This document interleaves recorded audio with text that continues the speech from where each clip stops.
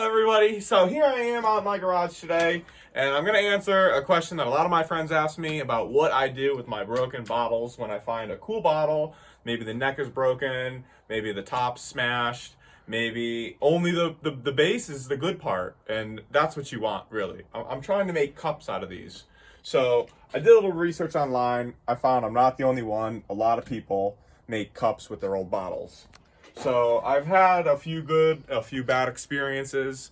So I've made a few where I'm pretty proud enough that I think I could try doing one live and kind of give a what to and what not to do to help some of you folks out who are going to be doing this for your first time.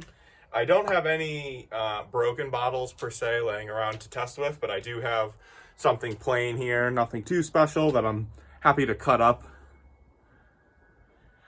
So first things first, you want to find yourself a mold or a jig of some sort to hold your bottle steady. I find that I have lots of different size tape laying around, so I find my roll of tape here, stick my bottle in, boom, it fits snug, and I can still spin my bottle. You get the concept? So now what you want to do is you want to use a glass cutting tool here. And I'll be honest, the different tips, I don't know which one's best. I'm still learning as I go. But so far, they all have the same effect, and that is making a perfectly etched line all the way around the bottle. So what you want to do is hold your tool flush on your mold here, or your little rig that you have set up to hold your bottle, and press up against the glass. Now, there's a very small tip on this here. I don't know if you could see, it's hard to see, but what that tip is going to do is it's going to roll, and it's sharp enough where it's going to leave a little gouge all the way around, and that's going to cause a weak point in the glass for our next step. So I like to place my thumb here firmly, push in with a little pressure, and then spin the bottle. Now if you listen closely, I don't know if you guys can hear that, but as I'm spinning the bottle, you hear it starting to cut.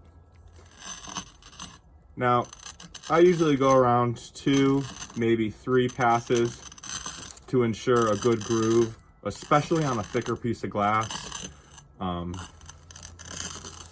So once we made a few passes around, let's take it out and let's look. You could see clearly that we have a line etched all the way around this. Seems to be pretty straight. There's a few other methods people use of cutting bottles, but this one here I'm showing you is a personal favorite of mine, and so far seems to be the easiest method.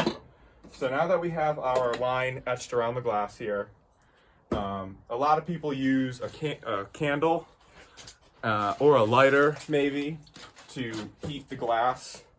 I don't have a candle out here, so I'm going to be a little risky and use a high-powered torch. This does provide a lot of heat, so you want to make sure with something like this that's so hot that you spin your bottle relatively fast. You don't want to overheat the glass, and you'll find that if you overheat the glass, you'll hear it start to crack, and you'll know right away, oops, I made a mistake. So I'm going to put this torch here on lock mode, and I have it turned down to the smallest setting flame. Okay. So now what I'm going to do is spin the bottle right in front of the torch, and I want to heat up that crack I just made all the way around. So same thing, 2, 3 passes around. You want to get a good even heat distribution. Okay. After a few passes around, take it and dunk it right into the water. Okay. Now, I don't know if you can already see, but it seems like what we're trying to achieve may have already been done. If you look closely at the glass, you can see we've created a stress fracture all the way around where I've made my etch. So now, at any moment, it could break. Gently dry it off. Same thing, repeat the process. So I'm gonna go here, spin my bottle, spin my bottle, spin my bottle.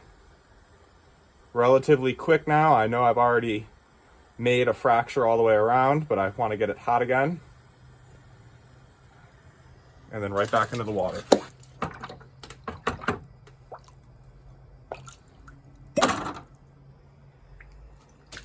And there we go.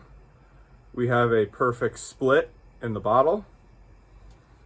This base will be used as the cup. This top part could be refinished into a hanging planter. You put a little cork in the bottom. You could do an air plant, something along those lines. I quite haven't explored that journey of repurposing the top of the bottle, but for all intensive purposes in this video here, we have our base. So the next part of working with the base is going to be smoothing the edge we have.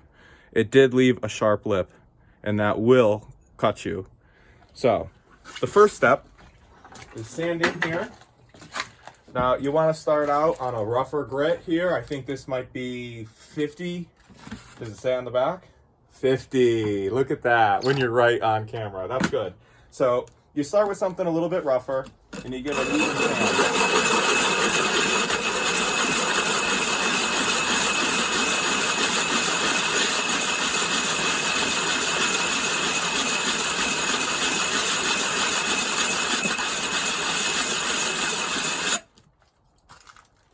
Now, what you want to look for is one flat, even surface all the way around. So you keep sanding on the roughest grit until you find that you have a flat surface all the way around. Now, you may ask, what is the best way to sand your bottle? Now, I worked in a machine shop for a few years in which I've sanded many parts. Now, efficiency-wise, I have a small round disc, so I am doing a circular motion. But believe it or not, a circular motion, you are applying an uneven pressure. So on my next pad, which is a little bit bigger, this is a little bit finer. I do have a nice flat surface. Rinse that off, clean that, nice flat. The perfect sanding pattern. The figure 8. It took a team of engineers many years to figure this out, but this is the most efficient method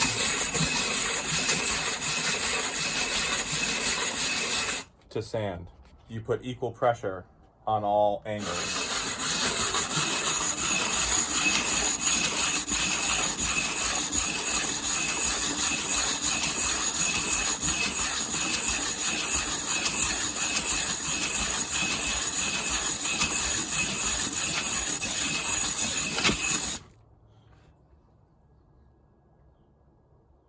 Coming much smoother. Turn it off a little bit. Now with the same, next I am using 100. I'm going to do the edges. Hold it in your hand and spin.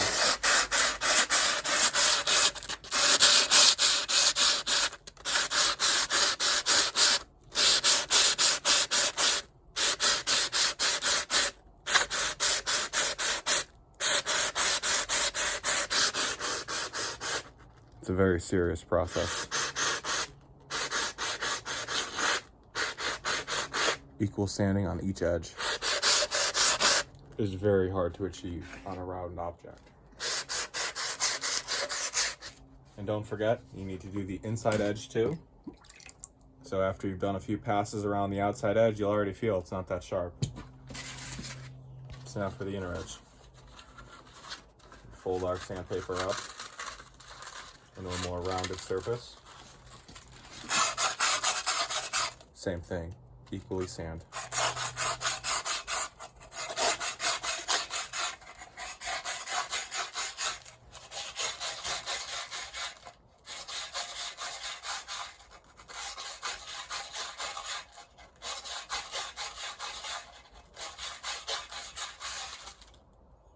And the inside edge is already becoming smooth. So for the last step is the finest sandpaper I have, which is 220.